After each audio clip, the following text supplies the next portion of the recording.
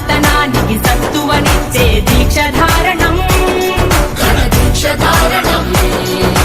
అఖండ భారత విజయ యాత్రకిది శక్తి. మన ఆంధ్రప్రదేశ్ ముఖ్యమంత్రి శ్రీ నారా చంద్రబాబు నాయుడు గారు ఈ కార్యక్రమం విజయవంతం కోరుతూ